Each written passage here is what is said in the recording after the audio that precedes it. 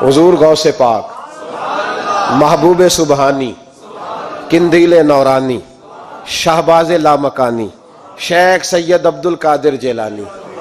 کسی نے پوچھا تھا حضور غوث اعظم سے کہ آپ کی ولایت کس طرح کی ہے، تو آپ نے اپنی ایڑی کی طرف اشارہ کر کے فرمایا جب تک میرا قدم نہ لگے اللہ کسی کو ولایت دیتا ہی نہیں۔ تو میری ولایت کی بات کرتے ہو، میں جب تک مہر نہ لگاؤں اللہ کسی کو ولی بناتا۔ شیخ سعدی بول پڑے، کہنے لگے غوث اعظم درمیان اولیاء، چوں محمد درمیان انبیاء۔ حضور غوث اعظم رضی اللہ تعالیٰ عنہ کا ولیوں میں وہی مقام ہے جو نبی پاک کا نبیوں میں مقام ہے۔ امام الاولیاء، سرتاج الاولیاء حضور غوث پاک رضی اللہ تعالی عنہ۔ حضور غوث اعظم رضی اللہ تعالیٰ عنہ فرماتے میں تقریر نہیں کرتا تھا، تعلیم مکمل کر لی بات نہیں کرتا تھا۔ میں کہتا تھا میں کیسے لوگوں کے سامنے واز کروں، کہتے ہیں مجھے خواب میں مصطفیٰ کریم کا دیدار نصیب ہوا۔ محبوب نے فرمایا عبد القادر بات کیوں نہیں کرتے؟ میں نے کہا حضور یہ عربی لوگ ہیں، فصیح و بلیغ ہیں، ہر آدمی بات سمجھتا ہے، تو میں کس طرح اتنے مجمع میں بولوں گا، بڑا مشکل کام ہے، ہر آدمی کی ذہنی سطح کے مطابق کیسے بات کروں گا؟ کہتے ہیں مصطفیٰ کریم نے فرمایا منہ تو کھولو ذرا۔ کہتے ہیں میں نے منہ کھولا تو حضور نے 7 دفعہ لعاب دہن میرے منہ میں ڈال دیا۔ فرمایا اب تو بولتے جانا اور میری برکتیں تیری مدد کرتی جائیں گی۔ آپ فرماتے ہیں اگلی شام میں سویا تو مولا علی شیر خدا بھی آ گئے، تو فرمانے لگے عبد القادر منہ کھول نا بیٹا تو میرا بھی ہے۔ کہتے ہیں میں نے منہ کھولا تو حضرت علی نے 6 دفعہ لعاب دہن ڈالا۔ میں نے کہا حضور آپ نے 6 دفعہ ڈالا ہے، تو خواب میں حضرت علی فرماتے ہیں، کہتے ہیں بیٹے میں نبی پاک کے برابر تو نہیں نہ ہو سکتا، میں نبی پاک کے برابر، حضور نے 7 دفعہ ڈالا ہے تو 6 دفعہ اس لیے ڈالا ہے کہ میں حضور کے برابر۔ صحابہ تو خواب میں بھی آ کے کہتے ہیں ہم نبی کے برابر نہیں، تو کیسے نبی کے برابر بن گیا؟ وہ تو خواب میں بھی آ کے کہتے ہیں کہ ہم حضور کے برابر ہیں، تو زندگی میں دعوے کرتا پھرتا ہے۔ حضور غوث اعظم فرماتے ہیں بس پھر چھوٹی سی مسجد اور اس میں نے تقریر شروع کی، میں اکیلا ہی چلا تھا جانب منزل مگر، پھر لوگ ملتے ہی گئے، پھر کارواں بنتا گیا۔ فرماتے ہیں چھوٹی سی مسجد، پھر مسجد بڑی ہوئی، پھر مجمع بڑھ گیا۔ فرماتے ہیں پھر جامع مسجد، پھر مجمع وہاں بھی کم پڑ گیا، پھر بغداد کی عیدگاہ وہ بھی بھر گئی تو صحرا میں جا کے خیمے لگ گئے۔ کہتے ہیں تقریر ہوتی تو ہزاروں کا مجمع، ہزاروں کا۔ ملا علی قاری کہتے ہیں غوث اعظم کے اجتماع میں 70 ہزار لوگ شریک ہوتے تھے، ہزاروں علماء کاغذ قلم لے کے بیٹھے ہوتے تھے کہ غوث پاک جو باتیں بیان کریں گے تفسیری نقطے ہم نے نوٹ کرنے۔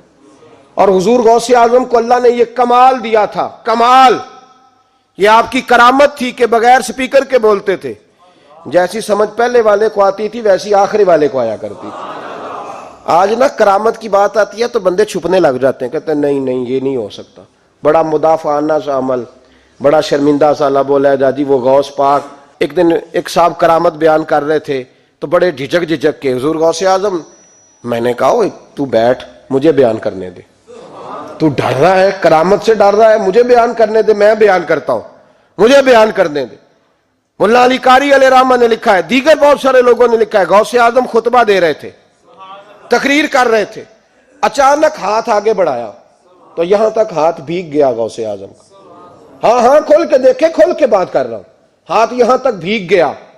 مرید کہتے ہیں ہم نے پوچھا حضور پانی بھی کوئی نہیں، ہاتھ بھیگ گیا۔ میں چپ کر کے سبق پڑھو، شاگردوں کو پڑھا رہے چپ کر کے سبق پڑھو۔ تھوڑی دیر گزری، چند گھنٹے تو ایک قافلہ آ گیا، سارے لوگ پانی میں بھیگے ہوئے ہیں، حضور غوث اعظم کے سامنے کھڑے ہوئے، کہا حضور آپ نے بڑی کرم نوازی فرمائی، بڑی کرم نوازی۔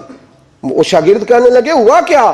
تو وہ لوگ کہنے لگے کشتی میں بیٹھے تھے تو کشتی ڈوبنے لگی، ہم نے کہا یا شیخ عبد القادر جیلانی، خدا کے فضل سے ہم پر ہے سایہ غوث اعظم کا، ہمیں دونوں جہاں میں ہے سہارا غوث اعظم کا۔ کہتے ہیں حضور غوث اعظم نے وہاں بیٹھے ہاتھ لگایا اور ڈوبتی کشتی کو باہر نکال لیا، اور ڈرنے لگے، کہنے لگے جناب یہ کرامت لوگ نہیں مانیں گے۔ تو میں کہا جنہیں نہیں مننا نہ مننے۔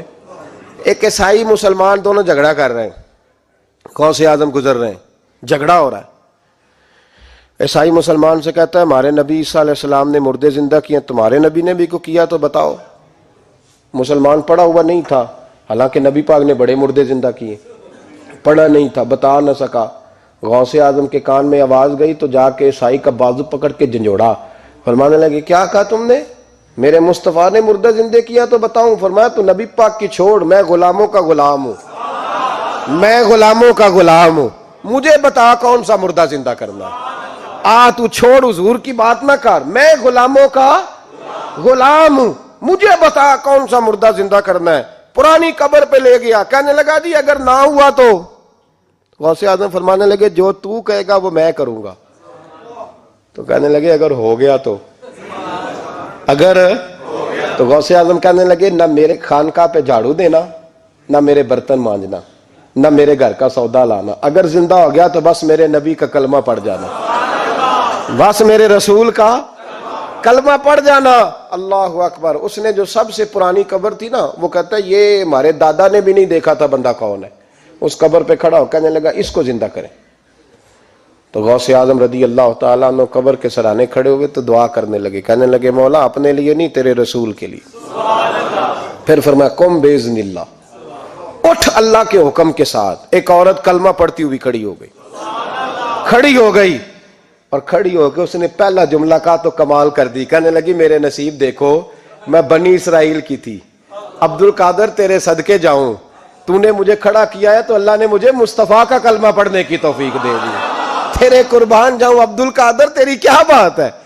اب وہ بندہ دوڑ دوڑ کے غوث اعظم کے قدموں میں آیا، فرمانے لگے نا کلمہ میرے مصطفیٰ کا پڑھنا ہے، حضور کا غلام بننا ہے۔ او بھائیو، حضرت شیخ عبد القادر جیلانی، حضور غوث اعظم رضی اللہ تعالیٰ عنہ، معمولی بات نہ سمجھنا، حضور غوث اعظم رضی اللہ تعالیٰ عنہ فرماتے ہیں میں قدم نہ لگاؤں تو اللہ ولایت ہی نہ دے، میں قدم نہ لگاؤں تو اللہ ولایت نہ دے۔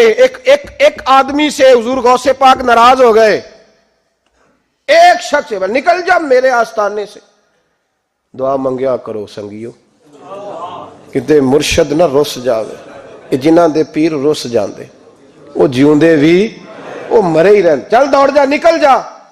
وہ کہتا ہے میں 300 ولی کے پاس گیا ہوں، 300، ہر ایک سے کہا میرے لیے دعا کرو، تو وہ کہنے لگے جسے عبد القادر دھتکار دے اس کو کوئی سینے سے لگا سکتا؟ چل واپس چلا جا۔ آ کے قدموں میں بیٹھ گیا، کہنے لگا سونیا معاف کر دے۔ فرمانے لگے تو نے دیر کر دیا، میں تو کب سے معاف کیے بیٹھا ہوں، تو نے دیر کی آنے میں، میں تو رسول اللہ کا غلام ہوں، اور حضور نے معاف کرنا سکھایا ہے۔ حضور غوث پاک واز کرتے، نصیحت کرتے، اور چونکہ نہ شہرت کے لیے، نہ مال کے لیے، نہ نوٹوں کے لیے، اس لیے غوث اعظم جب تقریر کرتے نا، ایک دن بغداد میں بارش شروع ہو گئی، خطاب ہو رہا تھا، لوگ بکھرنے لگے، تو 2 جملے غوث پاک کے، کہنے لگے یا اللہ تو دلوں کے بھید جانتا ہے، اگر بندے میں نے اپنی ذات کے لیے اکٹھے کیے ہیں تو تیز بارش برسا، دوڑا دے سارے، اگر تیرے لیے اکٹھے کیے ہیں تو پھر بھی تیری مرضی، رکھنے ہیں تو رکھ، بھیجنے ہیں تو۔ حضرت یحییٰ کہتے ہیں سارے بغداد میں بارش ہوتی تھی، پر جہاں غوث اعظم کی محفل ہوتی تھی وہاں کوئی نہیں ہوتی تھی۔